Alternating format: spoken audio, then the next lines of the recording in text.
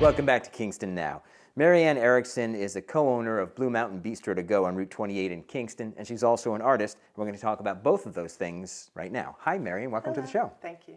So let's start with Blue Mountain Bistro to Go. You actually used to have a restaurant in Woodstock called Blue Mountain Bistro, right? Correct. And it was, go in and sit down and have a dinner. And a few years back, you moved out to Route 28 for Blue Mountain Bistro to Go, which for people who haven't been there, is the most extraordinary food in the world. I mean, it's just so good. And the to-go part is because it's on Route 28 and it's easy to pull in, grab yourself some dinner, and go on your way. Right. Did you have any idea of how successful it would be when you moved out to Route 28? We identified the fact that there was a need for delicious food that was easily accessible. And there weren't too many people providing that as a business in our area, and we had also identified that Route 28 was a great location, so we spent a couple of years actually to find the location, and it has really filled a niche that needed to be filled. People are extremely grateful we're there. I mean, it's really high quality takeout. It is a salmon steak, or it is, and all of it's homemade, right? Right there in the location? Well, Richard, my husband, and our other chef, Jonathan, are both very experienced restaurant chefs. They've both worked in the city at some very high quality restaurants, so, and also up here at some excellent restaurants. So we provide a very high quality restaurant food for people to take home and enjoy, or to eat in our store. And I know that in that spot that you're in, you must be getting an extraordinary amount of people who are coming up just for the weekend, right? Coming to their homes for the weekend and picking up something terrific that's not fast food. It's to go, but it's not fast food. Yeah, we knew that, there's no Dean and DeLuca or Balducci's or whatever up here, and we thought Ulster County needed that, so we created something like that. And on the local front, I'll get a text from my wife that says, I need salmon tonight. Can you stop at? And I can zip in and zip out and bring that home. Great. So you're also an artist. How long have you been an artist? Has it been a lifelong passion? Pretty much, yeah, since I was a little kid, yeah.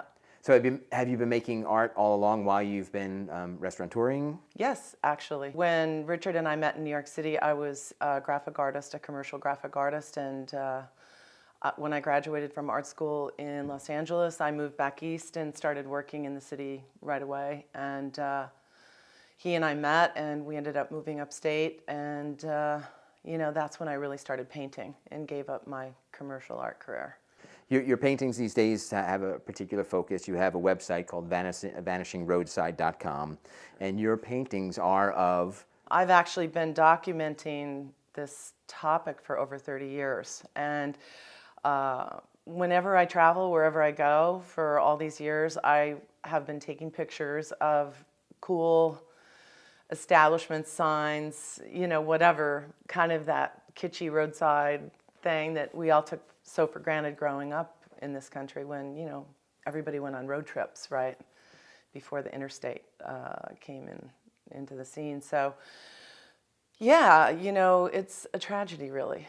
So much of our landscape has become homogenized with these large chains and big box stores, and a lot of the classic mom and pop establishments have been, ameliorated. So it's something I think people really care about, and I get a lot of feedback from people that my work, it's kind of like when you hear a song on the radio that reminds you of your childhood or something, that a lot of my paintings evoke that for people. Sure, you look at one of your paintings and it's suddenly, a warm summer day in a, station wagon with the windows rolled down and the AM radio on, right? It's a sort of a nostalgia trip here, yeah.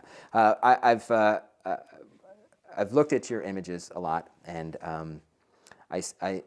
that kind of disappearing thing is being chronicled in real time by you. It seems kind of unusual. It doesn't seem like that we've lost, like 100 years ago when we started losing a lot of historic buildings, that people were sort of paying attention that we were losing them, because we thought of it as progress. It's interesting, the preservation movements that are cropping up all around the country. But are they happening for places like Horn of Plenty?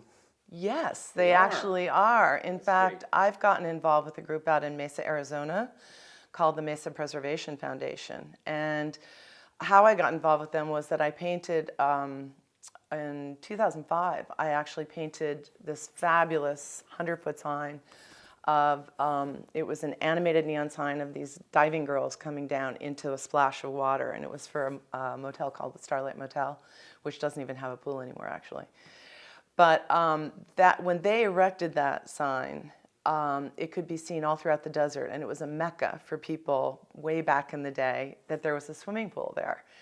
And a couple years ago in a big storm, the sign blew down, and the owners of the motel didn't have the money to rebuild it. And so many people in Mesa were really upset by the loss of the sign that they formed this organization to actually rebuild the sign, which cost $100,000. And they had all kinds of angels that helped. And I got involved by making some large giclée prints and selling them and donating some of the money from the sale of the prints to help them. It's outstanding. And actually the sign was re-erected, I believe, last fall. Oh, that's great. To a big ceremony, and everyone was cheering. And Well, and recently you've hooked up with the Woodstock Writers Festival to put some of your images in a writing contest, which I have to admit I participated in the previous one. Story. Thank you. You put an image up of one of your paintings and then asked people to write 300 words, a 300-word short story to that painting. Correct. And there is a current contest going on. It's going to go on for a couple more days, and people can see the image that they need to be inspired by to write the story at vanishingroadside.com. Under new projects. Under new projects, Yeah. Great. And then you'll announce the winner a week or so November after. 29th, yeah. Terrific. Yeah. Well, it's great stuff you're doing, Marianne. Thanks for coming by.